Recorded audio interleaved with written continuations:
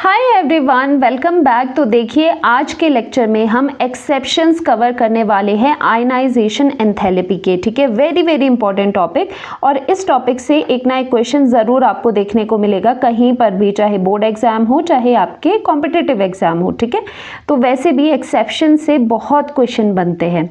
तो स्टार्ट करते हैं सम इम्पॉर्टेंट पॉइंट से, जिसकी हेल्प से आप एक्सेप्शंस को समझ पाओगे। अब एक्सेप्शंस है तो ज़रूरी नहीं कि रटा ही मानना है, इसमें with proper reason, with proper explanation हम इन्हें समझेंगे ये ऐसा क्यों बिहेव कर रहे हैं, एक्सेप्शनल बिहेवियर क्यों आ रहा है। ठीक है, तो देखो स्टार्ट करते हैं पीरियोडिक ट्रेंड से, जो कि लास्ट लेक्चर में हमने किया था कि जब हम पीरियड में लेफ्ट टू राइट जाते हैं, left to right in a period जाते हैं तो आयनाइजेशन एनर्जी क्या होती है, आयनाइजेशन एनर्जी इंक्रीज होती है।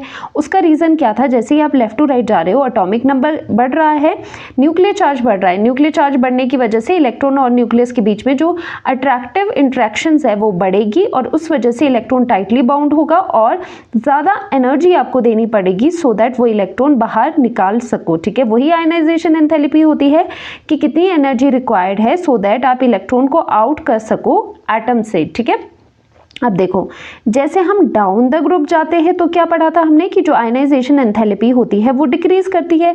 इसका सिंपल रीजन क्या था, क्योंकि जैसे आप डाउन द ग्रुप जाते हो वैसे वैसे नंबर ऑफ शेल्स बढ़ती है, या फिर यूं कहूं कि साइज ऑफ द एटम बढ़ता है, जिस वजह से बाहर का जो इलेक्ट्रॉन है और न्यूक्लियस है उनके बीच का डिस्टेंस बढ़ जाता है, जो अट्रैक्शन है वो मिनिमम हो जाती है और न्यूक्लियस का होल्ड इलेक्ट्रॉन पे कम होता है and this electron is free to go out of the atom. ठीक है, जिस वजह से आपको मिनिमम अमाउंट ऑफ एनर्जी देनी पड़ती है, कम अमाउंट ऑफ एनर्जी देनी पड़ती है उस इलेक्ट्रॉन को बाहर निकालने के लिए। तो डाउन द ग्रुप क्या होता है, आयनाइजेशन एनर्जी डिक्रीज होती है। ये ट्रेंड आप देखते हो। ठीक है, अब इस बेसिस से अगर मैं पूछूं कि पूरे पीरियोडिक टेबल में किस एलिमेंट की आयनाइजेशन एंथैल्पी सबसे ज़्यादा है और किसकी सबसे कम है, तो क्या कहोगे। तो सबसे ज़्यादा ढूंढने के लिए हम ऑब्वियसली लेफ़्ट टू राइट ही जाएंगे, क्योंकि इस ट्रेंड में हमें सबसे हाईएस्ट एनर्जी मिलेगी। तो हम लेफ़्ट टू राइट जब जाते हैं तो इस पोजीशन पे, कहीं इस पोजीशन पे आपको ऐसा एलिमेंट मिलेगा जिसकी हाईएस्ट आयनाइजेशन एंथैल्पी होनी चाहिए होगी। ठीक है, तो हम यहाँ पर जाते हैं, फर्स्ट पीरियड में हम जाते हैं तो यहाँ पर क्या मिलता है, लास्ट में जाके आपको हीलियम मिलता है और हीलियम की पूरे पीरियोडिक टेबल में सबसे ज़्यादा आयनाइजेशन एंथैल्पी होती है। इसे आप इस तरह से भी समझ सकते हो, इसकी कॉन्फ़िगरेशन 1s2 होती है। अब s सबशेल से एक इलेक्ट्रॉन बाहर निकालना कोई मजाक वाला काम तो नहीं है, क्योंकि जो s सबशेल होती है वो न्यूक्लियस के क्लोज होती है, क्योंकि उनका जो शेप होता है वो स्फेरिकल होता है, सिमेट्रिकल होता है और वो क्लोज टू द न्यूक्लियस होते हैं, और जिसकी वजह से होल्ड अच्छा होता है न्यूक्लियस का इन इलेक्ट्रॉन्स पे। तो अगर आपको यहाँ से एक इलेक्ट्रॉन आउट करना है तो आपको बहुत ही ज़्यादा amount of, high amount of energy देनी पड़ेगी। इसीलिए आयनाइजेशन एनर्जी हाईएस्ट किसके लिए होती है, हीलियम की सबसे ज़्यादा होती है। ठीक है, अब अगर आपको ऐसा एलिमेंट ढूंढना है जिसकी सबसे कम आयनाइजेशन एंथैल्पी हो तो कहाँ जाओगे, ऑब्वियसली पीरियोडिक टेबल में आप डाउन द ग्रुप जाओगे, क्योंकि डाउन द ग्रुप जाने पे आयनाइजेशन एंथैल्पी डिक्रीज हो रही है। तो कहीं इस पोर्शन पे ग्रुप नंबर 1 है ये फर्स्ट वाला लिथियम वाला, वहाँ पर नीचे जाके लोएस्ट वाले में यहाँ पर सबसे कम होगी। अब आप कहोगे कि लीना की रब से फरियाद, तो फ्रेंशियम आना चाहिए, लेकिन फ्रेंशियम को हम नहीं कंसीडर करते क्योंकि वो रेडियो एक्टिव है, तो उसको हम बिल्कुल ही यहाँ से कॉम्पिटिशन से बाहर कर देंगे। ठीक है, बेशक वो सबसे नीचे है लेकिन उससे ऊपर आता है सीजियम। तो सीजियम जो है वो पीरियोडिक टेबल का ऐसा एलिमेंट है जिसकी सबसे lowest value of ionization enthalpy होती है। तो मिल गए, लोएस्ट मिल गया, जिसकी आयनाइजेशन एनर्जी सबसे लोएस्ट होती है वो भी मिल गया, जिसकी हाईएस्ट होती है वो भी मिल गया। ठीक है, तो ये इंपॉर्टेंट क्वेश्चन है, कहीं पूछा जा सकता है तो डायरेक्टली आप इसे समझ लीजिए। ठीक है, so in a periodic table lowest ionisation energy किसकी होती है, सबसे कम आयनाइजेशन एनर्जी कहाँ मिलती है, डाउन द ग्रुप मिलती है, और वो किसकी मिलती है, वो मिलती है सीजियम की। ठीक है, इसमें बहुत कम एनर्जी देनी पड़ेगी और इसका इलेक्ट्रॉन एकदम से बाहर आ जाएगा। ठीक है, आयनाइज हो जाएगा एटम। हाईएस्ट आयनाइजेशन एनर्जी कहाँ मिलती है, लेफ्ट टू राइट जाने पे सबसे एक्सट्रीम राइट कॉर्नर पे जाके हीलियम में मिलती है। ठीक है, तो ये दोनों एलिमेंट पीरियोडिक टेबल में हाईएस्ट एंड लोएस्ट का हमें पता चल गया। ठीक है, अब करते हैं इनके ट्रेंड। तो देखो हमेशा एक चीज़ याद रखना, ये चीज़ आपको आगे बहुत ज़्यादा काम आने वाली है कि जो आयनाइजेशन एंथैल्पी है ना, आयनाइजेशन एंथैल्पी या फिर एनर्जी भी कहते हैं हम, वो डायरेक्टली प्रोपोर्शनल है जेड इफेक्टिव के। जेड इफेक्टिव क्या है? इफेक्टिव न्यूक्लियर चार्ज, जिसे आप ENC भी कह सकते हो, जेड इफेक्टिव या फिर इफेक्टिव न्यूक्लियर चार्ज, ठीक है। अब ये क्यों है उसे भी हम डिटेल में देखेंगे अभी जल्दी से। आयनाइजेशन डायरेक्टली प्रोपोर्शनल होता है इफेक्टिव न्यूक्लियर चार्ज के, ठीक है, क्योंकि अभी देख लो कैसे, क्योंकि जितना न्यूक्लियस का चार्ज बढ़ेगा उतनी ही उसकी पावर बढ़ेगी इलेक्ट्रॉन को होल्ड करने में, ठीक है। तो ये बड़ा न्यूक्लियर चार्ज बढ़ा तो ये टाइटली बाउंड हो गया इससे, तो यहाँ पर ज़्यादा एनर्जी देनी पड़ेगी बाहर निकालने के लिए। तो आयनाइजेशन एनर्जी बढ़ती है जब न्यूक्लियस का चार्ज इंक्रीज होता है। So these are directly proportional to each other. और अगर हम साइज का कंपैरिजन करें तो साइज इन्वर्सली प्रोपोर्शनल होगा आयनाइजेशन एंथैल्पी से। क्यों? बिकॉज ये वाला साइज है, अगर कोई एटम इससे भी छोटा हुआ, ठीक है, इससे भी छोटा एटम है, तो इन दोनों में से बताओ कहाँ पर इलेक्ट्रॉन टाइटली बाउंड होगा न्यूक्लियस से? ऑब्वियसली जिसका साइज छोटा है, क्योंकि वहाँ पर जो इलेक्ट्रॉन है वो न्यूक्लियस से बहुत क्लोज आ जाता है, ठीक है। तो यहाँ पर क्या होगा, ये अट्रैक्शन बढ़ेगी, न्यूक्लियस का इलेक्ट्रॉन से जो अट्रैक्शन है, अट्रैक्टिव फोर्स है यहाँ पर, वो इंट्रैक्शन बढ़ेगी, जिस वजह से ये इलेक्ट्रॉन टाइटली बाउंड हो जाएगा और इसका निकालना क्या हो जाएगा, मुश्किल हो जाएगा। तो एनर्जी भी ज़्यादा देनी पड़ेगी, आयनाइजेशन एनर्जी बढ़ेगी।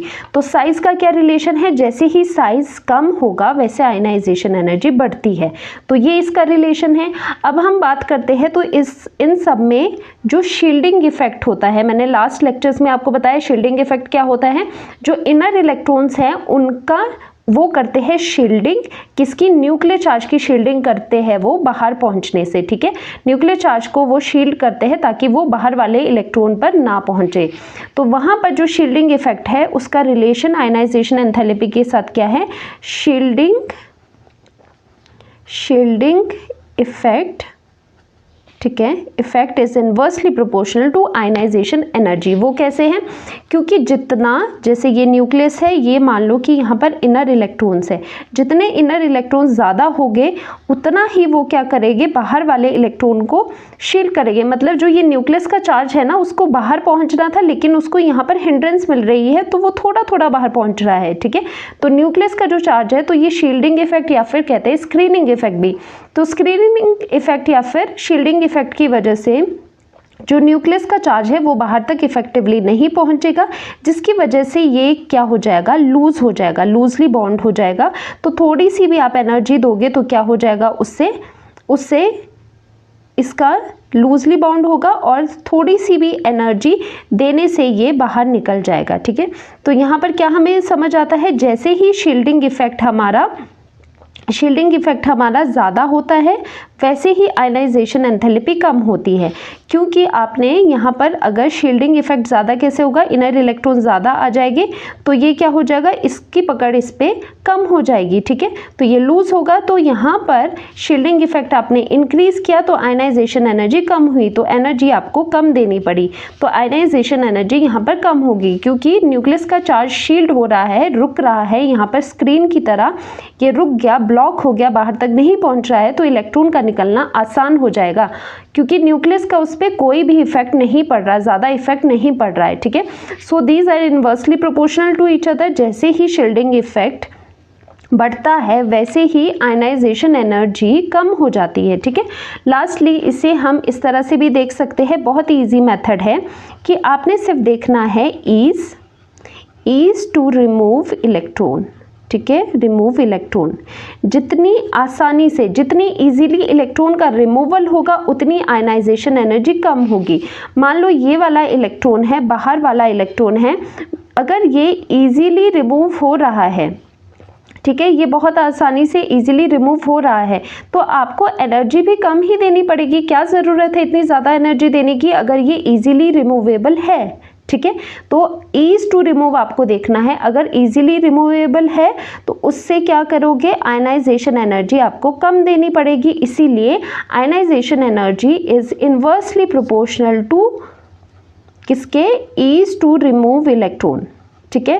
ये बहुत अच्छा मेथड है चेक करने का, हर एक टॉपिक में आप इसे लगा सकते हो, हर एक क्वेश्चन में आप इसे लगा सकते हो कि ईज टू रिमूव इलेक्ट्रॉन आपको देखना है कि कितनी इजीली इलेक्ट्रॉन रिमूव हो रहा है, उसी से डिसाइड होता है आयनाइजेशन एनर्जी। क्योंकि अगर इलेक्ट्रॉन डिफ़िकल्टी से रिमूव हो रहा है तो आपको बाहर से फैक्टर्स देने पड़ेंगे, मतलब बाहर से आपको एनर्जी देनी पड़ेगी सो दैट इलेक्ट्रॉन रिमूव हो जाए, ठीक है। So ease to remove electron is inversely proportional to ionization energy. Easily remove हो गया, ईज बढ़ी आपकी तो आयनाइजेशन एनर्जी कम होगी, ईज आपकी घटी मतलब डिफिकल्टी हुई तो यहाँ पर आयनाइजेशन एनर्जी ज़्यादा रिक्वायर्ड होगी, ठीक है। तो ये ट्रेंड बहुत इंपॉर्टेंट है, कई तरह के क्वेश्चन इससे डायरेक्टली सॉल्व हो जाते हैं। तो ये जो ट्रेंड मैंने यहाँ पर लिखाया है ये आपको बहुत हेल्प करने वाला है आगे, ठीक है। और देखो जैसे हम एक पीरियड में जाते हैं, जैसे हो गया lithium, beryllium, boron, carbon, nitrogen, oxygen, fluorine and neon, ठीक है। आप left to right in a period जा रहे हो तो क्या होता है, आयनाइजेशन एनर्जी इंक्रीज होती है। और जैसे हम ये पीरियड 2 की बात कर रहे हैं तो पीरियड में, किसी भी पीरियड में जो हाईएस्ट आयनाइजेशन एनर्जी होती है वो उस पर्टिकुलर पीरियड की इनर्ट गैस की होती है, ठीक है। इनर्ट गैस की सबसे ज़्यादा आयनाइजेशन एनर्जी होती है, पूरे पीरियड की बात कर रही हूँ, ओनली पीरियड की बात कर रही हूँ, अपने रिस्पेक्टिव पीरियड में सबसे ज़्यादा आयनाइजेशन एनर्जी होती है। इसका रीज़न क्या होता है, क्योंकि ये क्या होते हैं, ये फुली फिल्ड होते हैं। फुली फिल्ड इनके पास कॉन्फ़िगरेशन होती है। जैसे अगर आप इसकी देखोगे तो ये 2p6 होता है, जो p है, p सबशेल में मैक्सिमम 6 इलेक्ट्रॉन्स आ सकते हैं और 6 के 6 यहाँ पर फिल्ड है ऑर्बिटल्स, ठीक है।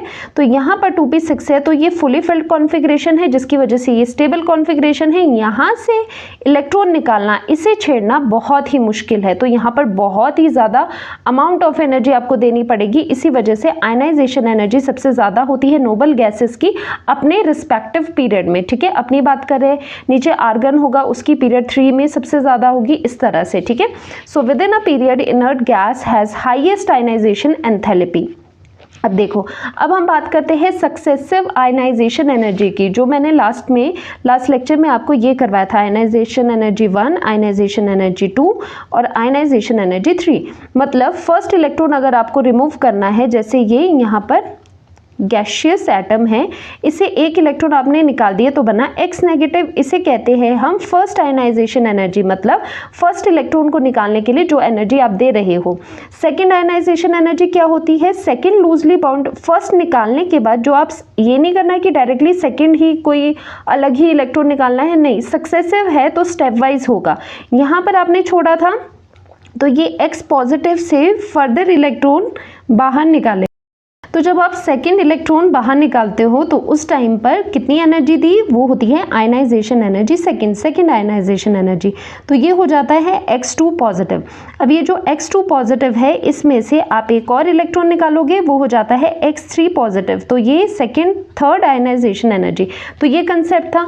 अगर इनमें हम देखें कि क्या ट्रेंड रहता है, तो इनका जो ट्रेंड रहता है वो ये है कि जो आयनाइजेशन एनर्जी थर्ड की है, थर्ड आयनाइजेशन एनर्जी, तीसरा इलेक्ट्रॉन निकालना सबसे मुश्किल होगा, उसमें सबसे ज़्यादा अमाउंट ऑफ एनर्जी आपको देनी पड़ेगी, उससे कम देनी पड़ेगी सेकेंड इलेक्ट्रॉन को निकालने के लिए। फर्स्ट इलेक्ट्रॉन को निकालने के लिए सबसे कम एनर्जी देनी पड़ेगी। रीज़न लास्ट लेक्चर में बता चुकी हूँ कि यहाँ पर न्यूट्रल एटम से इलेक्ट्रॉन निकल रहे हैं और यहाँ पर आप आयन से निकाल रहे हो, तो यहाँ पर पॉजिटिव चार्ज ज़्यादा है, अट्रैक्शन ज़्यादा है इलेक्ट्रॉन की न्यूक्लियस में, तो ज़्यादा अमाउंट ऑफ एनर्जी देनी पड़ेगी इलेक्ट्रॉन को बाहर निकालने में, ठीक है।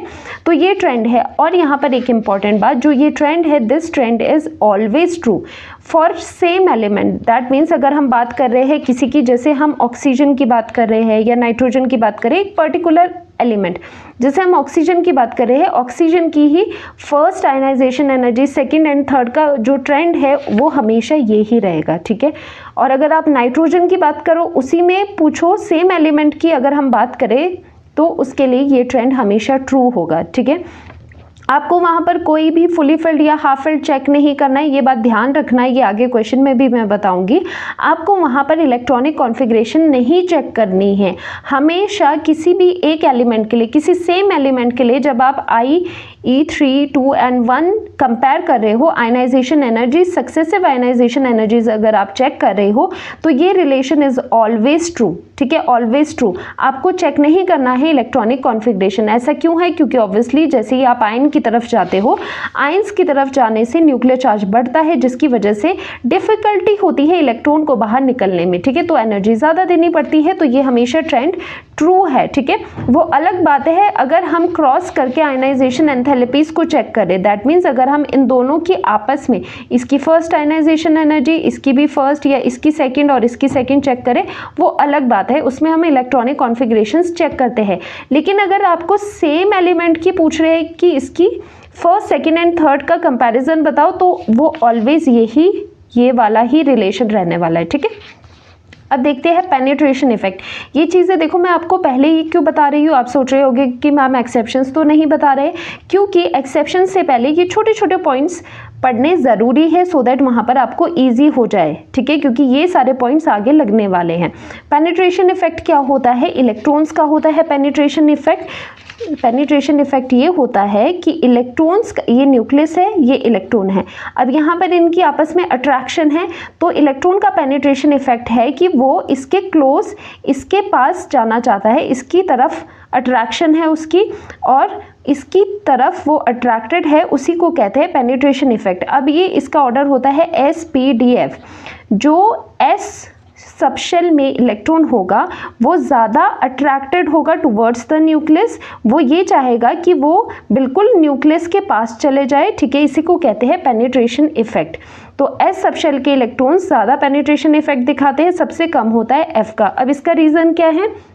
पहला रीज़न इसका आप ये कह सकते हो कि जो S होता है वो स्फेरिकल शेप के होता है, सिमेट्रिकल शेप के होता है, इसी वजह से इनका पेनिट्रेशन इफेक्ट, इनमें जो इलेक्ट्रॉन होते हैं S सबशेल में, उनका पेनिट्रेशन इफेक्ट ज़्यादा होता है, मतलब उनकी अट्रैक्शन टुवर्ड्स द न्यूक्लियस ज़्यादा होता है, और जिसकी वजह से वो क्लोज टू द न्यूक्लियस पाए जाते हैं। जो S सबशेल है वो क्लोज टू द न्यूक्लियस होते हैं, वो न्यूक्लियस के क्लोज होते हैं, इस वजह से उन इलेक्ट्रॉन्स की न्यूक्लियस की तरफ अट्रैक्शन सबसे ज़्यादा होती है, ठीक है।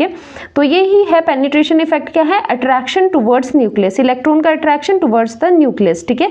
तो यहाँ पर जो ट्रेंड आता है पेनिट्रेशन इफेक्ट का, वो क्या आता है? S सबशेल में जो इलेक्ट्रॉन है, S इलेक्ट्रॉन का सबसे ज़्यादा है, फिर P, D and F। D and F के सबसे कम क्यों आ रहे हैं? क्योंकि D एंड F के जो शेप अगर आप देखोगे ऑर्बिटल्स की, वो डिफ्यूज्ड होती है, जैसे हम फ्लावर टाइप का बनाते हैं ना डी में, डी की कैसे शेप्स होती है, इस तरह की डी की शेप्स होती है, ठीक है। एफ की तो और कॉम्प्लिकेटेड होती है, मोर डिफ्यूज्ड होती है, तो ये कैसी है? डिफ्यूज्ड शेप है, ठीक है। पी की भी इस तरह की है। जो एस है वो देखो कितना सिमेट्रिकल है और किस तरह से वो कवर कर रहा है।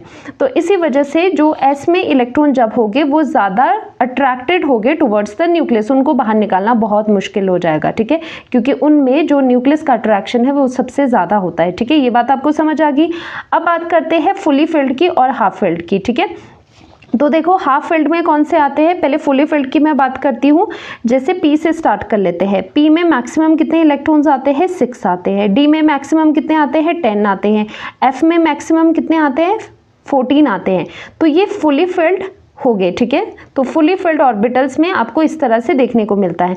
इनके हाफ फिल्ड क्या हो गए? पी का 3 हो गया और ये डी का 5 हो गया और एफ में इसका 7 हो जाता है 14/2, ठीक है। तो ये हाफ फिल्ड कॉन्फ़िगरेशंस है, ये फुली फिल्ड कॉन्फ़िगरेशंस है। अब कहीं पर भी आपको ये वाली कॉन्फ़िगरेशंस मिल जाए तो पूरा ही सिनेरियो पलट जाता है। क्या होता है? जब भी आपको फुली फिल्ड या हाफ फिल्ड कॉन्फ़िगरेशंस मिले, एक्सेप्ट सेम एलिमेंट के, अगर हम ये पूछ रहे, इसमें आपको नहीं चेक करनी, इसमें तो आपको पढ़ना ही नहीं है इलेक्ट्रॉनिक कॉन्फ़िगरेशन के चक्कर में, आपको डायरेक्टली सेम एलिमेंट के लिए ये ट्रेंड फॉलो करना है, क्योंकि न्यूक्लियर चार्ज वहाँ पर मेन रोल प्ले करता है, ठीक है। अब देखो, इसके अलावा कहीं पर भी आपको हाफ फिल्ड या फुली फिल्ड मिल जाए, डायरेक्टली उससे क्या होता है? एक्सेप्शनल, उससे आयनाइजेशन एनर्जी एक्सेप्शनली हाई हो जाती है, ठीक है, हाई हो जाती है। कहीं पर आपको हाफ फिल्ड मिले या फिर फुली फिल्ड मिले, ऐसे क्यों होता है? देखो, पहली बात तो स्टेबिलिटी की है। जो हाफ फिल्ड, जैसे हम डी की बात करते हैं, ठीक है, डी की बात करते हैं 1 2 3 4 एंड 5, तो यहाँ पर हाफ फिल्ड में कितना है? 1 2 3 4 और 5, ये है D5 कॉन्फ़िगरेशन, तो वो कुछ इस तरह से दिखेगी। अब ये देखो, ये आपको सिमेट्रिक भी लग रही है, ठीक है, सब में 1 इलेक्ट्रॉन है, तो ये सिमेट्रिक है। फर्स्ट रीज़न कि ये सिमेट्रिक है। और स्टेबिलिटी कैसे आती है? सेकेंड चैप्टर में हमने एनर्जी एक्सचेंज का टॉपिक पढ़ा है, लास्ट में पढ़ा है। लास्ट में वो टॉपिक था एनर्जी एक्सचेंज का क्या फंडा होता है। जो ये सेम स्पिन के इलेक्ट्रॉन्स होते हैं, इलेक्ट्रॉन्स विद सेम स्पिन जो होते हैं वो आपस में स्वैप कर सकते हैं इस तरह से। ये इसकी पोजीशन पे आ सकता है, ये इसकी पोजीशन पे आ सकता है। That means kind of rearrangement ये कर सकते हैं पोजीशंस में। वैसे ही ये इलेक्ट्रॉन इसके साथ भी रीअरेंज हो सकता है, इसके साथ भी हो सकता है, इसके साथ भी हो सकता है। वैसे ही ये वाला इलेक्ट्रॉन आगे भी हो सकता है, इधर भी हो सकता है, इधर भी हो सकता है। वो डिटेल में मैंने सेकेंड चैप्टर में पढ़ाया है, अगर इंटरेस्टेड हो तो वहाँ पर देख लेना, और अगर आता है तो आगे चलते हैं। देखो तो ये कंसेप्ट क्या है एनर्जी एक्सचेंज का। जो ये एनर्जी एक्सचेंज होती है ना इस तरह से, उससे क्या होता है, उससे एनर्जी रिलीज होती है। जो ये प्रोसेस मैं बता रही हूँ ना आपको, वो एनर्जी रिलीज करता है। जब एनर्जी रिलीज होती है तो पूरे सिस्टम की एनर्जी तो डिक्रीज हो जाएगी। जो ये ऑर्बिटल्स आपको डीजनरेट ऑर्बिटल्स नज़र आ रहे हैं, इनकी एनर्जी तो डिक्रीज हो जाएगी, क्योंकि ऐसा करने से, ये रीअरेंजमेंट करने से क्या हो रहा है, एनर्जी रिलीज हो रही है इस प्रोसेस में। एक्सचेंज एनर्जी जिसे हम कहते हैं, जो ये एक्सचेंज करते हुए एनर्जी रिलीज होती है, तो इनकी पूरे की एनर्जी क्या होती है, डिक्रीज हो जाती है। एनर्जी डिक्रीज किसी भी अगर सिस्टम की होती है उससे स्टेबिलिटी मिलती है, हमेशा याद रखना, ठीक है। जो decrease in energy leads to stability. कहीं पर भी सिस्टम की एनर्जी किसी भी रीज़न की वजह से अगर डिक्रीज होती है, उसका मतलब उसकी स्टेबिलिटी बढ़ती है।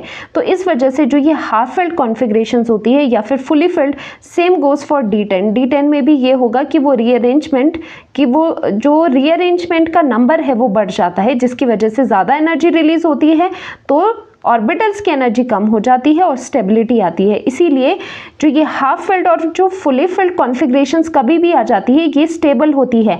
अब बताओ, ये आपकी एक स्टेबल कॉन्फ़िगरेशन है, अगर मुझे ये इलेक्ट्रॉन आउट करना है तो कितना मुश्किल होगा। किसी स्टेबल चीज़ को अनस्टेबल बनाने के लिए आपको बहुत एनर्जी देनी पड़ती है। ये इलेक्ट्रॉन बाहर निकालने के लिए out of a stable arrangement आपको बहुत ज़्यादा आयनाइजेशन एनर्जी बहुत ज़्यादा देनी पड़ेगी, ठीक है। तो रीज़न क्या है इसके, स्टेबिलिटी का या फिर आप सिमेट्री कह सकते हो, और दूसरा एनर्जी एक्सचेंज का, जिसकी वजह से लोअर डाउन होती है एनर्जी ऑर्बिटल्स की, और एनर्जी लोअर डाउन होने से स्टेबिलिटी बढ़ती है, और हर एक सिस्टम चाहता है कि वो स्टेबिलिटी मिले, उसे स्टेबिलिटी पर जाए। यहाँ पर हम एक्सपेक्ट कर रहे थे कि इसी तरह से यहाँ पर एनर्जी बोरोन की ज़्यादा होती और बेरिलियम की जो आयनाइजेशन एनर्जी है वो कम होती, लेकिन ये रिवर्स हो गया। बोरोन पीछे आ गया, बेरिलियम आगे चले गया एनर्जी पे। फिर आ जाता है कार्बन। कार्बन की इंक्रीज होती है जैसे कि होना ही चाहिए था। फिर नाइट्रोजन की होनी थी और उसके बाद ऑक्सीजन की ज़्यादा एनर्जी होनी थी, लेकिन ये रिवर्स हो जाता है। ऑक्सीजन पीछे आ जाता है, ऑक्सीजन की कम हो जाती है, नाइट्रोजन की ज़्यादा हो जाती है, और आगे तो रेगुलर ट्रेंड उसी तरह से फॉलो होता है, ठीक है। तो यहाँ पर जो आपको एक्सेप्शंस देखने को मिल रहे हैं वो है बोरोन एंड बेरिलियम में और ऑक्सीजन एंड नाइट्रोजन में। यहाँ पर क्या हो रहा है, यहाँ पर इंटरचेंज हो रही है पोजीशंस। ऐसा क्यों होता है, तो यहाँ पर ज़रा एक बार देखो कि जब हम बोरोन और बेरिलियम की बात करते हैं, बोरोन यहाँ पर है, बेरिलियम और यहाँ पर है बोरोन, ठीक है। ज़रा इनकी कॉन्फ़िगरेशन देखो क्या होता है। इसकी कॉन्फ़िगरेशन क्या है, बेरिलियम की 1s2 2s2 और बोरोन 5 है 1s2 2s2 एंड 2p1, ठीक है। ये इसकी कॉन्फ़िगरेशन है। अब अगर आप कॉन्फ़िगरेशन पे नज़र डालोगे तो इलेक्ट्रॉन अगर आपको रिमूव करना है, अगर आपको इलेक्ट्रॉन रिमूव करना है, बेरिलियम से इलेक्ट्रॉन कहाँ जाएगा, कहाँ से जाएगा, यहाँ से जाएगा, ठीक है। S सबशेल से निकलेगा और यहाँ पर 2p से निकलेगा, दैट मीन्स p सबशेल से निकलेगा। तो यहाँ पर S से निकालना पड़ रहा है और यहाँ से p पर से निकालना पड़ रहा है। और मैंने आपको पेनिट्रेशन इफेक्ट क्या बताया था, S का सबसे ज़्यादा है, फिर P, D और F। पेनिट्रेशन इफेक्ट का मतलब क्या है, इलेक्ट्रॉन की अट्रैक्शन टुवर्ड्स द न्यूक्लियस। तो जो S वाले होते हैं सबशेल, अगर वहाँ पर इलेक्ट्रॉन है, वहाँ से इलेक्ट्रॉन निकालना वेरी डिफ़िकल्ट, ठीक है, वेरी डिफ़िकल्ट। इतना डिफ़िकल्ट है कि इनकी जो आयनाइजेशन एनर्जी है वो इंक्रीज़ हो जाती है। दैट मीन्स आपको ज़्यादा एनर्जी देनी पड़ेगी ना वहाँ पर इलेक्ट्रॉन निकालने पे। अब ये आयनाइजेशन एनर्जी ज़्यादा हो जाती है कि ये यहाँ पर रिवर्स हो जाता है, बोरोन पीछे आता है, बेरिलियम की आगे आती है। इतनी भी आगे नहीं आएगी कि ये बिल्कुल कार्बन, ऑक्सीजन, नाइट्रोजन से भी आगे चले जाए। इतनी ज़्यादा हो जाती है कि वो इसको पास कर लेती है, बोरोन को वो पास करके आगे पोजीशन पे जंप कर देती है, ठीक है। तो ये रीज़न है। और यहाँ पर 2p में है, p क्या है, उसका पेनिट्रेशन इफेक्ट कम है, थोड़ा सा पीछे है, तो यहाँ से इलेक्ट्रॉन बाहर जाना बहुत आसान हो जाता है। तो जो एनर्जी है वो कंपैरेटिवली आपको यहाँ पर कम देनी पड़ती है, तो यहाँ पर आयनाइजेशन एनर्जी कम देखने को मिलती है। सेकेंड रीज़न क्या है, यहाँ से क्या है 1 इलेक्ट्रॉन आउट करना इजी है, और यहाँ पर S पूरा फुली फिल्ड भी कह सकते हो आप, 2 इलेक्ट्रॉन यहाँ पर फुली फिल्ड कॉन्फ़िगरेशन है, यहाँ से मुश्किल हो जाएगा, ठीक है। तो ये 2 रीज़न है इन दोनों के लिए। तो यहाँ पर हम लिख लेते हैं कि हमें क्या समझ आया हुआ है कि बोरोन की एनर्जी है वो कम है और बेरिलियम की ज़्यादा हो जाती है। तो ये अनएक्सपेक्टेड है, क्योंकि एक्सपेक्टेड था कि रेगुलर इंक्रीज होना चाहिए था, लेकिन बोरोन की एनर्जी कम होती है, बेरिलियम की ज़्यादा हो जाती है, क्योंकि बेरिलियम में आपको इलेक्ट्रॉन S से निकालना है, ठीक है। तो यहाँ पर हम रीज़न क्या लिखते हैं, यहाँ पर हम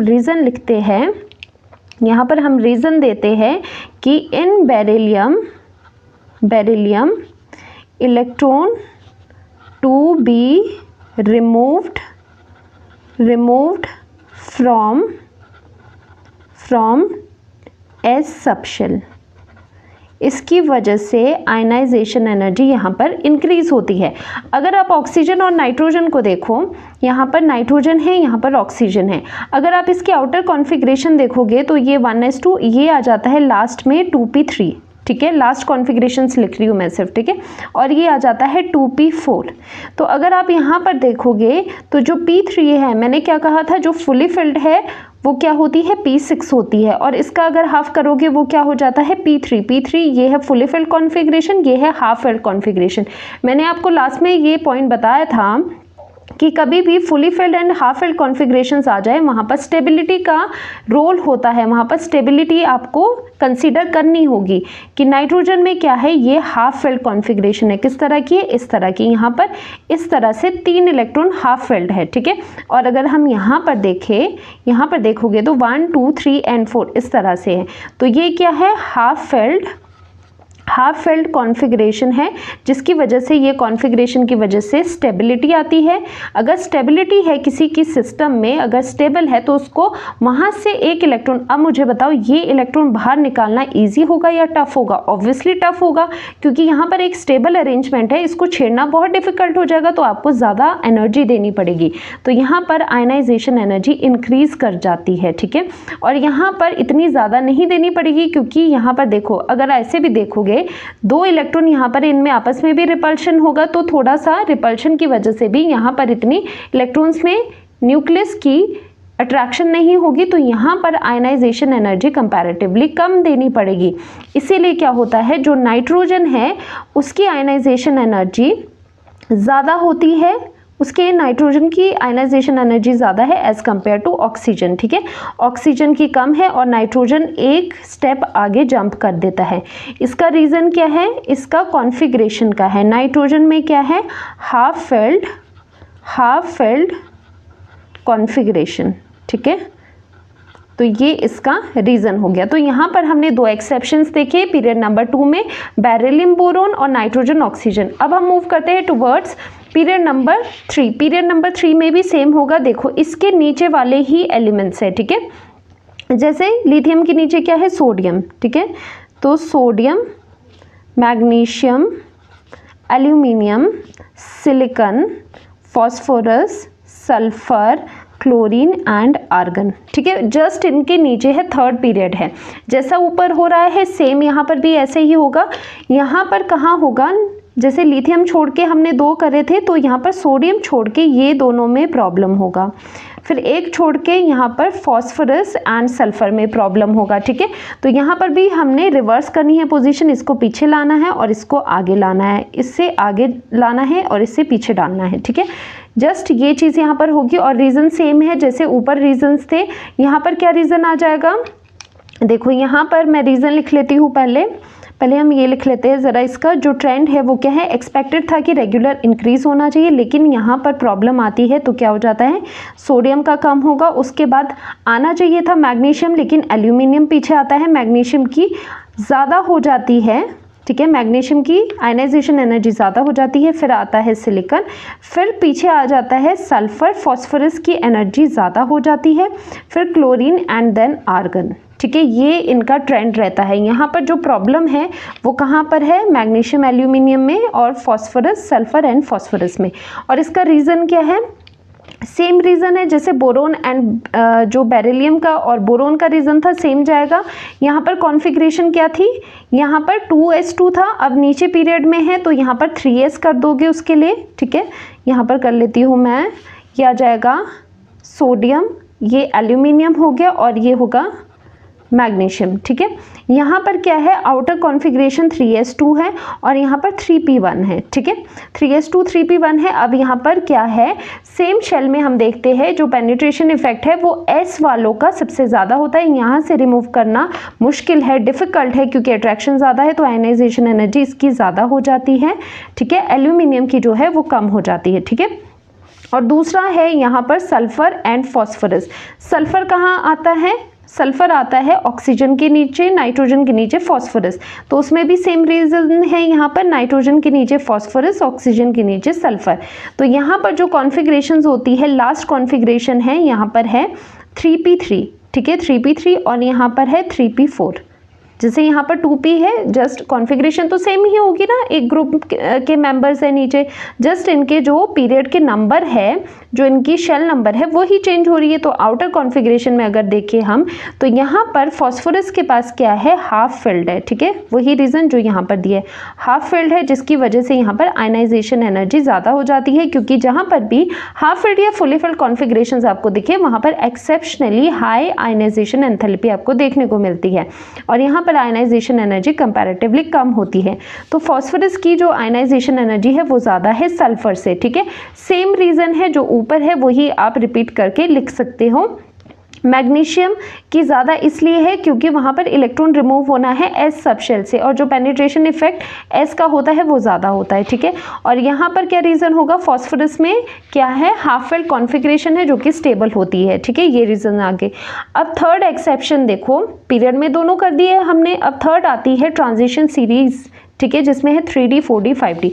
अब आपने जब डी ब्लॉक एलिमेंट्स पढ़े होंगे, जब हमने पीरियोडिक टेबल में करा था, तो ये 3d 4d 5d सीरीज़ जो डी ब्लॉक है उसे हमने 3d 4d and 5d series में करा था, जो जहाँ पर ये होता है स्कैंडियम से शुरू, यूटेरियम एंड लैंथेनम। ठीक है, इस तरह से हमने करा था 3d 4d and 5d series. ठीक है, अब यहाँ पर इनमें भी यहाँ पर आपको एक एक्सेप्शन दिखाई देगा। ठीक है, डाउन द ग्रुप क्या होना चाहिए था, डाउन द ग्रुप जाने में आयनाइजेशन एनर्जी डिक्रीज होनी थी। ठीक है, होनी थी ना, ionization energy down the group जाने पे क्या होनी चाहिए थी, डिक्रीज होनी चाहिए थी। लेकिन ये डिक्रीज जो है वो हमें इस तरह से नहीं दिखाई देता। इनफैक्ट हमें क्या दिखाई देता है कि जो 5d है, होना चाहिए था कि 3d 4d एंड 5d, ये था एक्सपेक्टेड।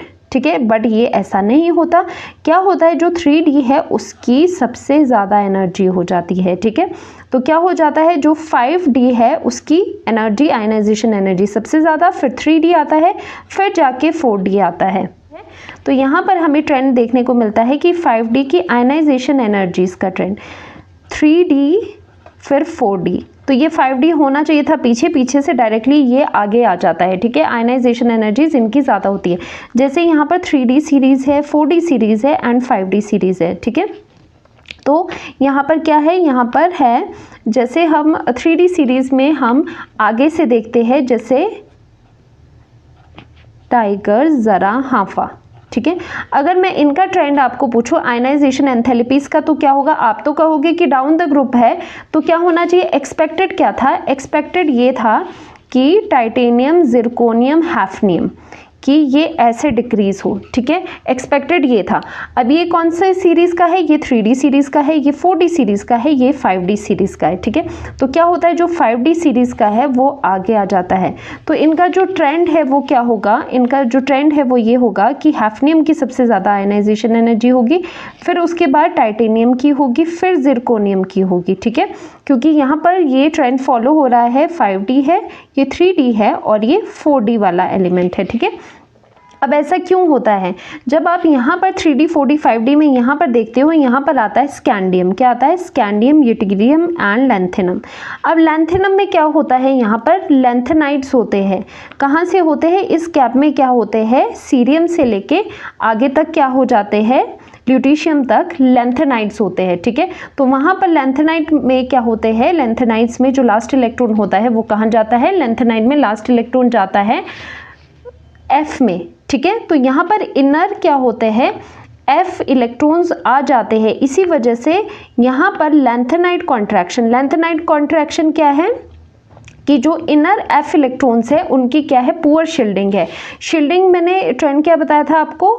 SPDF, F वालों की सबसे पुअर शील्डिंग है, वो बहुत ही स्क्रीनिंग सबसे कम करते हैं क्योंकि उसका जो डिफ्यूज होता है, उनकी जो शेप्स होती है वो ज़्यादा डिफ्यूज होती है, वो इतना शील्ड नहीं कर पाते हैं। ठीक है, तो यहाँ पर क्या हो रहा है? ये रीज़न कि ये एकदम से ये जो जंप लगा है 5D का, यहाँ से लेके सबसे आगे जंप लगा है, इसका रीज़न है, इसका जो रीज़न है वो है लैंथेनाइड कॉन्ट्रैक्शन, या फिर आप कहें लैंथेनाइड कॉन्ट्रैक्शन।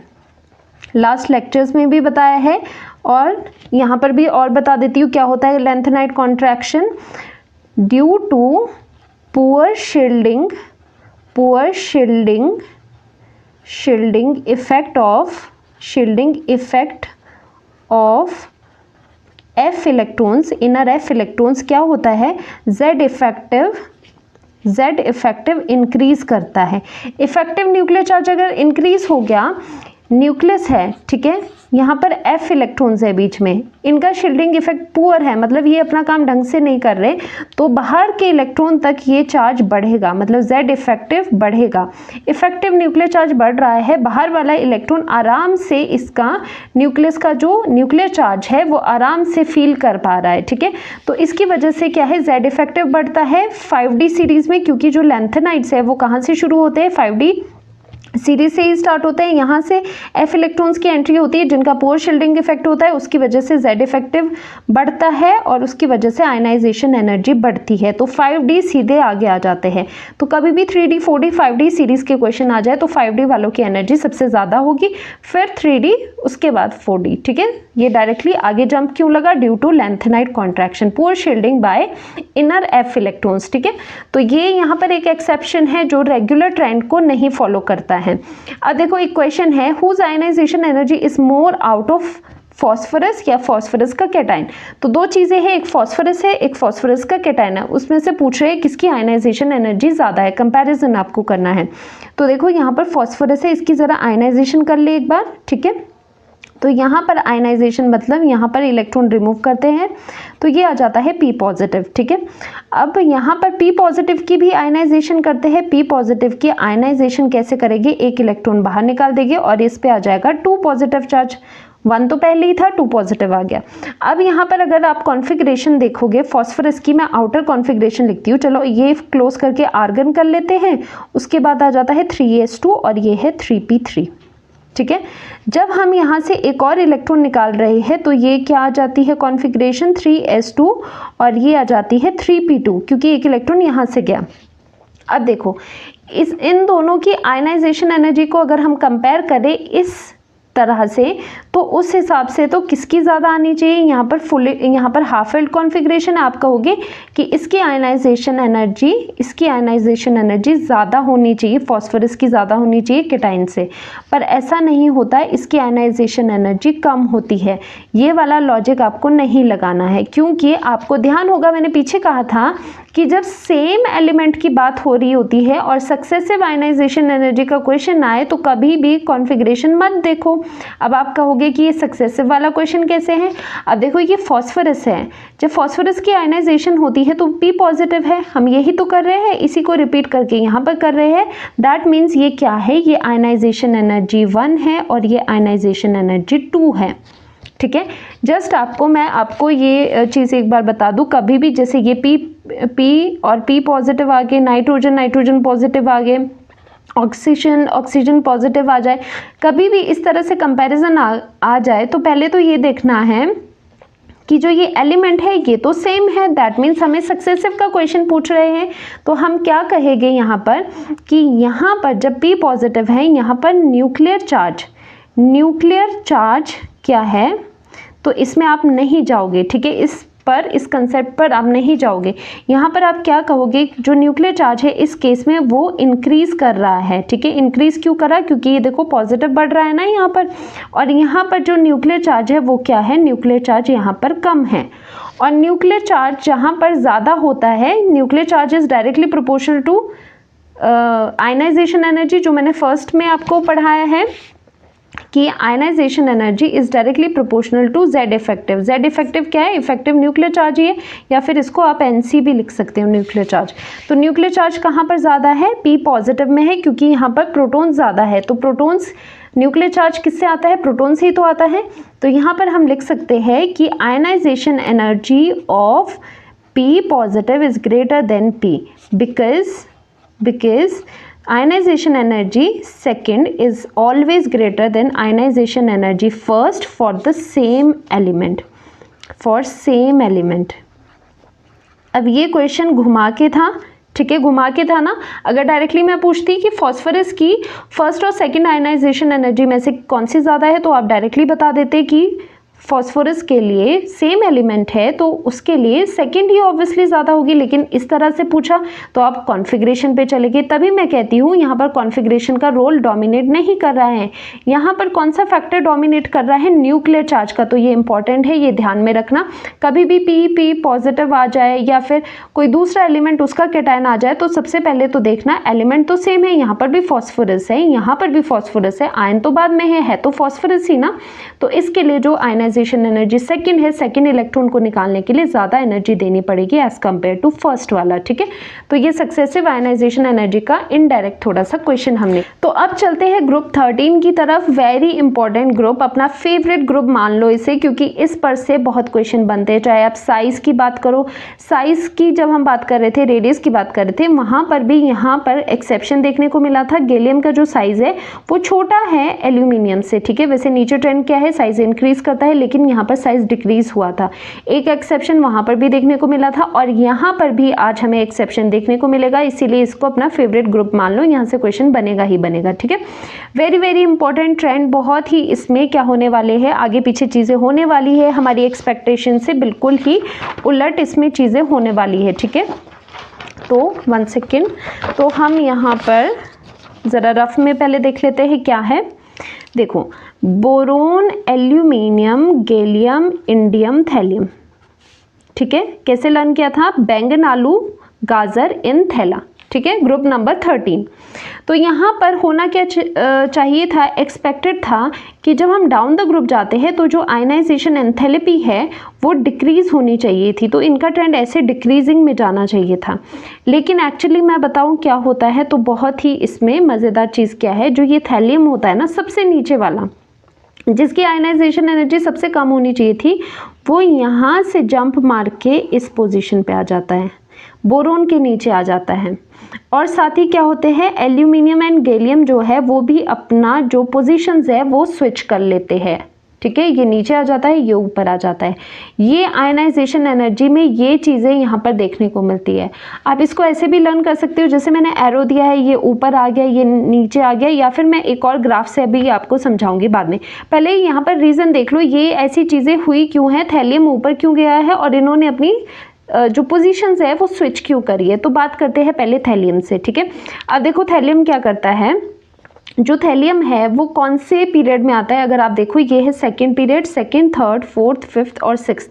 तो ये 6 पीरियड में आता है, जहाँ पर इससे पहले जब हम यहाँ पर डी ब्लॉक में जाते हैं, यहाँ पर लैंथेनाइट्स शुरू होते हैं, लैंथेनम से लेके हैफनियम के बीच में यहाँ पर लैंथेनाइट्स आए होते हैं। दैट मीन्स F इलेक्ट्रॉन्स की एंट्री इनके पीरियड में, पीरियड नंबर 6 में F इलेक्ट्रॉन्स की एंट्री हो गई है, ठीक है। तो थैलियम के केस में क्या है, यहाँ पर होता है लैंथेनाइड कॉन्ट्रैक्शन, ठीक है। लैंथेनाइड कॉन्ट्रैक्शन की वजह से ये हो रहा है कि थैलियम की आयनाइजेशन एनर्जी बढ़ रही है। अब जिनको नहीं पता कि लैंथेनाइड कॉन्ट्रैक्शन क्या होती है, तो बच्चों क्या होता है, जो F होते हैं ना, जो F सबशेल में इलेक्ट्रॉन्स होते हैं ना। अब शील्डिंग इफेक्ट तो ये था sp_df, f की सबसे पुअर शील्डिंग होती है, मतलब वो बहुत ही कम रोक पाता है न्यूक्लियर चार्ज को बाहर पहुंचने पे। तो जो f इलेक्ट्रॉन्स है, f सबशेल में इलेक्ट्रॉन्स भरे होंगे, जो f इलेक्ट्रॉन्स होंगे उनकी होती है पुअर शील्डिंग, ठीक है। तो वो पुअर शील्डिंग करते हैं न्यूक्लियर चार्ज की, तो बाहर तक न्यूक्लियर चार्ज पहुंच जाता है, जिसकी वजह से अब ये न्यूक्लियस है, यहाँ पर आपके F के इलेक्ट्रॉन हैं, ठीक है। उनकी पुअर शील्डिंग है, ये अपना काम ढंग से नहीं कर रहे, तो जो न्यूक्लियर चार्ज है वो क्या होता है, वो इजीली बाहर तक जाता है। न्यूक्लियर चार्ज बाहर तक जाएगा तो ये अपनी तरफ खींचेगा, उसकी वजह से साइज छोटा होता है। इसी को हम कहते हैं लेंथेनाइड कॉन्ट्रैक्शन। कॉन्ट्रैक्ट होता है साइज लेंथेनाइड्स का regularly because of poor shielding by F electrons की पुअर शील्डिंग की वजह से ये काम है, क्योंकि जो F में इलेक्ट्रॉन्स है वो काम अपना अच्छा नहीं कर रहे, वो शील्ड या फिर आप कहो स्क्रीनिंग अच्छे से नहीं कर रहे, जिस वजह से चार्ज बाहर तक जा रहा है न्यूक्लियस का और इलेक्ट्रॉन के साथ अच्छी उसकी पकड़ बन रही है, वो इलेक्ट्रॉन को अपनी तरफ खींच रहा है, तो साइज छोटा हो रहा है।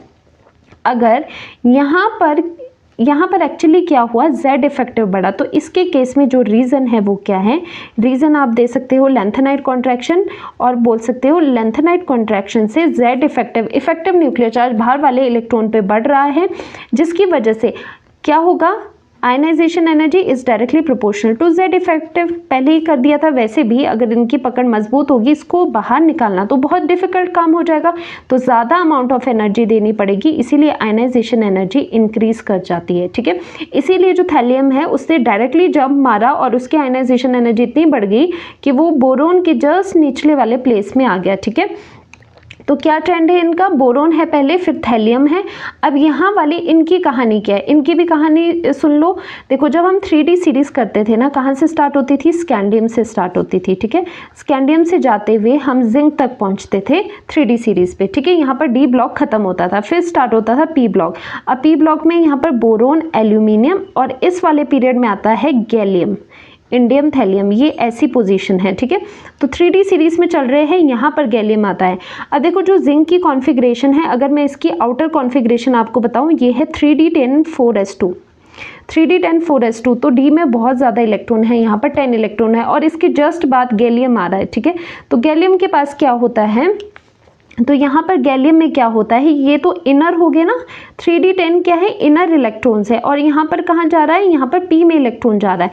तो यहाँ पर जो 3D इनर 3D10 इलेक्ट्रॉन्स है, उनकी पुअर शील्डिंग होती है, वो पुअर शील्डिंग करते हैं। क्यों करते हैं, क्योंकि रीज़न बता दिए, D और F पुअर करते हैं।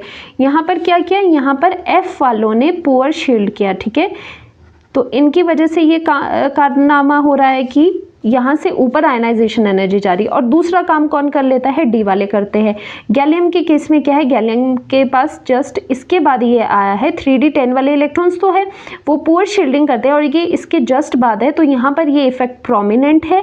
3D10 की क्या है, 10 इलेक्ट्रॉन्स की पुअर शील्डिंग होती है, तो वही बात है, यहाँ पर डी की पुअर शील्डिंग है, तो ये न्यूक्लियर चार्ज बाहर तक जाएगा, तो अट्रैक्शन ज़्यादा होगी, इस वजह से आयनाइजेशन एनर्जी बढ़ जाती है। तो इसकी वजह से क्या होती है, Z इफेक्टिव इंक्रीज होता है और आयनाइजेशन एनर्जी भी इंक्रीज हो जाती है। इसीलिए ये आयनाइजेशन एनर्जी में क्या होता है, ये इनकी जो आयनाइजेशन एनर्जी है गैलियम की, वो इंक्रीज हो जाती है, ठीक है। तो यहाँ पर जो हम ट्रेंड लिखते हैं वो क्या होता है, देखो यहाँ पर ट्रेंड आता है हमारा, पहले आता है बोरोन, फिर बोरोन के पास यहाँ से बोरोन है, फिर बोरोन के बाद यहाँ से गया यहाँ पर थैलियम, और इन्होंने कर दिया स्विच। तो इस तरह से आपको ये ट्रेंड लिखना है। तो क्या हो गया, सबसे पहले किसकी है, डाउन द ग्रुप, पहले बताओ क्या हो रहा था, आयनाइजेशन एनर्जी डिक्रीज है, मतलब बोरोन की सबसे ऊपर है, तो बोरोन की सबसे ऊपर है, फिर आती है थैलियम ने यहाँ पर आ गया due to lanthanide contraction, poor shielding by inner F electrons, यहाँ पर थैलियम की आयनाइजेशन एनर्जी बढ़ गई बोरोन से जस्ट नीचे, ठीक है। अब क्या था, फिर आना चाहिए था यहाँ पर एल्यूमिनियम, लेकिन एल्यूमिनियम गैलियम में स्विच हो जाता है ड्यू टू 3d10 इलेक्ट्रॉन्स की डी इलेक्ट्रॉन्स की पुअर शील्डिंग की वजह से, ठीक है, जिसको हम जैसे हम इसे लेंथेनाइट कॉन्ट्रैक्शन बोलते हैं ना, वैसे इसे हम ट्रांजिशन कॉन्ट्रैक्शन भी बोलते हैं, क्योंकि जो ट्रांजिशन डी ब्लॉक को क्या बोलते हैं, ट्रांजिशन एलिमेंट, उन्हीं की वजह से, उन्हीं के बाद ये आ रहा है, उन्हीं का इफेक्ट पड़ा, जिसकी वजह से इसका साइज भी क्या हुआ, साइज भी छोटा हुआ और आयनाइजेशन एनर्जी भी इंक्रीज हुई। तो थैलियम के बाद सीधे क्या आ जाता है, होना चाहिए था एल्यूमिनियम, लेकिन स्विच हो जाती है पोजीशन, फिर आ जाता है गैलियम, गैलियम के बाद आ जाता है एल्यूमिनियम, एल्यूमिनियम के बाद नीचे जैसे होना चाहिए था सबसे कम है इंडियम की, ठीक है। तो ये ट्रेंड फॉलो होता है यहाँ पर, ठीक है। अब अगर आपको ऐसे लर्न हो रहा है, जो मैं एरो बना रही हूँ कि थैलियम के लिए, थैलियम को ऊपर बोरोन के नीचे ले जाओ और इनको स्विच करो, और जो ट्रेंड है डिक्रीजिंग ऑर्डर का वो फॉलो करो, ठीक है। ये समझ आता है तो ऐसा कर दो, अगर नहीं समझ आता है तो एक मैं ग्राफ बनाती हूँ, उससे आप समझ सकते हो, ठीक है। जैसे हम यहाँ पर एक ग्राफ बना देते हैं, ठीक है। अब इसमें आपको कैसे करना है, यहाँ पर आपको एक W बनाना है। अब कैसा W बनाना है, वो वाला W नहीं है जिसके नीचे खजाना है, वो मत समझना मूवी वाला W, हमें एक स्पेशल W बनाना है जिसकी हेल्प से हम ये ट्रेंड लर्न कर सकते हैं, ठीक है। कैसे बनाना है, यहाँ पर इस तरह से करोगे, ठीक है, उसके बाद ऊपर जाओगे और इसका जो दूसरा वाला है, दूसरा वाला कर्व आप नीचे दोगे, ठीक है, नीचे करके और ऊपर करोगे कर्व यहाँ पर, ठीक है। तो ये आपने W बना दिया। अब इसके जो पॉइंट्स हैं वहाँ पर ये हो गया बोरोन, ठीक है, ये हो गया एल्यूमिनियम, ये हो गया गैलियम, ये हो गया indium and this is thallium, ठीक है। इसको चाहे तो थोड़ा ऊपर ही बना देना, वैसे ऊपर ही है, लग तो रहा है ऊपर आपको, ठीक है। तो ये यहाँ पर आ गया। अब इनकी पोजीशंस देखो कौन सा कहाँ पर है, बोरोन सबसे ऊपर है, ठीक है, बोरोन सबसे ऊपर है, उसके बाद क्या आ रहा है, उसके बाद थैलियम आ रहा है, उसके बाद क्या आ रहा है, गैलियम आ रहा है, फिर आ रहा है एल्यूमिनियम और लास्ट में आ रहा है इंडियम। तो इस तरह से भी आप W की हेल्प से भी ये ट्रेंड लर्न कर सकते हो, या फिर ये दो एरो भी लर्न कर दो, फिर भी हो जाएगा, ठीक है। जैसे आपको कंफर्टेबल लगे, जैसे आपको सही लगे उस हिसाब से कर लेना, ठीक है। तो यहाँ पर बहुत इंपॉर्टेंट ग्रुप है, तभी मैं कह रही हूँ उस ग्रुप को अपना फेवरेट बना लो, यहाँ से क्वेश्चन बनेगा ही बनेगा, क्योंकि दो तरह के एक्सेप्शंस आ रहे हैं। पहला, थैलियम में जिसकी सबसे कम आयनाइजेशन एनर्जी होनी चाहिए थी, उसने सडनली इतना जंप मार दिया कि वो बोरोन के जस्ट नीचे आकर के बैठ गया यहाँ पर। उसका रीज़न क्या है, लेंथेनाइट कॉन्ट्रैक्शन, ठीक है। थैलियम का रीज़न क्या है, due to poor shielding by inner 4f electrons, या फिर नॉर्मली आप f इलेक्ट्रॉन्स भी लिख सकते हो, इतना पर्टिकुलरली लिखना अगर ठीक है, लर्न है तो कर दो, ध्यान है तो कर लो, नहीं तो f इलेक्ट्रॉन्स भी कर सकते हो, ठीक है। जिसकी वजह से पुअर शील्डिंग हो रही है तो इफेक्टिव न्यूक्लियर चार्ज बढ़ रहा है, उसकी वजह से आयनाइजेशन एनर्जी इंक्रीज हुई है, ठीक है। सेकंड है कि गैलियम और एल्यूमिनियम में स्विच क्यों हो रहा है, गैलियम की ज़्यादा क्यों हो रही है, क्योंकि यहाँ पर आप कह सकते हो कि यहाँ पर ट्रांजिशन कॉन्ट्रैक्शन हो रही है। जैसे यहाँ पर लेंथेनाइट कॉन्ट्रैक्शन हो रही है due to poor shielding by inner f electrons, वैसे ही यहाँ पर क्या हो रही है, ट्रांजिशन कॉन्ट्रैक्शन हो रही है। ट्रांजिशन एलिमेंट मतलब डी ब्लॉक एलिमेंट्स की वजह से, डी इलेक्ट्रॉन्स की वजह से, जो 3d10 इलेक्ट्रॉन्स है उनकी वजह से क्या हो रही है, शील्डिंग हो रही है, पुअर शील्डिंग हो रही है, जिसकी वजह से इफेक्टिव न्यूक्लियर चार्ज बढ़ रहा है और आयनाइजेशन एंथैल्पी गैलियम की बढ़ रही है। क्योंकि यहाँ देखो जो गैलियम है वो जस्ट इसके बाद है, जिंक के बाद है, ठीक है। तो ये जो 10 इलेक्ट्रॉन्स है वो अपना कमाल कर देते हैं यहाँ पर, ठीक है। तो यही दो रीजंस है और वेरी वेरी इंपॉर्टेंट, अगेन कह रही हूँ, ज़रूर ये ध्यान रखो। तो यहाँ पर लेंथेनाइट कॉन्ट्रैक्शन और यहाँ पर ट्रांजिशन कॉन्ट्रैक्शन, ठीक है, इतना सा ध्यान रख लो। बाकी f इलेक्ट्रॉन की पुअर शील्डिंग, d इलेक्ट्रॉन की पुअर शील्डिंग, ठीक है। अब देखो ग्रुप 14 पे चलते हैं, लास्ट एक्सेप्शन है हमारा, अच्छे से करना, carbon silicon germanium tin lead. अब यहाँ पर इसकी तरह इतना ज़्यादा नहीं होता, पर यहाँ पर भी एक्सेप्शन है। यहाँ पर क्या एक्सेप्शन है, होना क्या चाहिए था, यहाँ पर डाउन द ग्रुप डिक्रीज होना चाहिए था, carbon silicon germanium tin lead, lead का सबसे कम होना चाहिए था। यहाँ पर एक्सेप्शन आ जाता है इन दोनों में। यहाँ पर ये अपनी पोजीशंस स्विच कर लेते हैं, ठीक है। ये अपनी पोजीशंस क्यों स्विच कर रहे हैं, अगेन वही चीज़ मैं आपको बताती हूँ।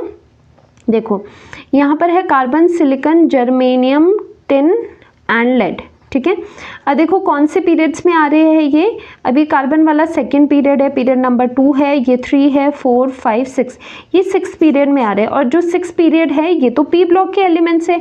जो डी में क्या है, डी में लेंथेनाइड्स शुरू हुए हुए। लेंथेनाइड्स में क्या होता है, F इलेक्ट्रॉन्स आते हैं, तो दैट मीन्स जब हम इस सीरीज में आगे जा रहे हैं यहाँ पर F इलेक्ट्रॉन्स ऑलरेडी प्रेजेंट हैं, that means inner F electrons present है। तो जो इनर F इलेक्ट्रॉन्स है, अब आप कहोगे यहाँ पर F क्यों नहीं है, क्योंकि देखो 6 पीरियड से आफ्टर लेंथेनम ही क्या होती है, F इलेक्ट्रॉन्स की फिलिंग स्टार्ट होती है। तो 6 पीरियड में हमें लेंथेनाइड्स देखने को मिलते हैं, तो उन लेंथेनाइड्स का फर्क पड़ता है आगे के आयनाइजेशन एनर्जी पे भी। तो यहाँ पर इनर F इलेक्ट्रॉन्स है जिनकी क्या है, जिनकी पुअर शील्डिंग है, जिनकी पुअर शील्डिंग है। पुअर शील्डिंग की वजह से क्या है, अगर शील्डिंग पुअर है तो न्यूक्लियस का चार्ज बाहर तक पहुंचेगा। शील्डिंग का मतलब ये है किसको, किससे शील्ड करना, न्यूक्लियस के चार्ज को रोकना, इज कॉल्ड शील्डिंग इफेक्ट। ठीक है, बिल्कुल ही साफ शब्दों में न्यूक्लियस के चार्ज को रोकना ही होता है शील्डिंग इफेक्ट, सो दैट बाहर तक वो ना पहुंचे।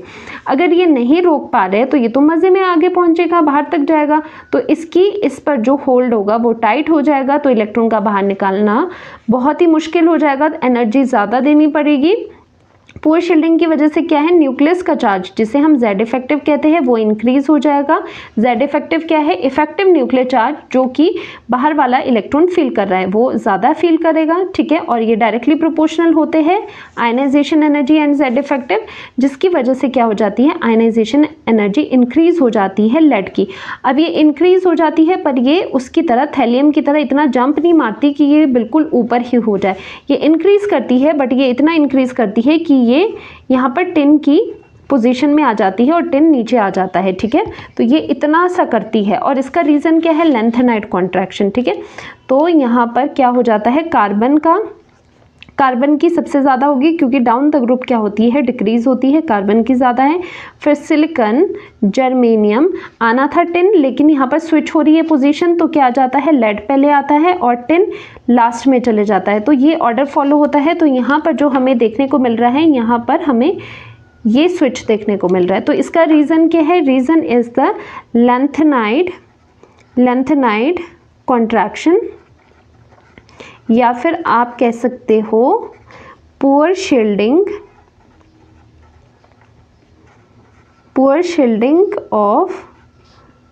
Of F electrons, inner F electrons. ठीक है, जिसकी वजह से Z इफेक्टिव इंक्रीज हो रहा है और आयनाइजेशन एनर्जी इंक्रीज हो रही है लेड की।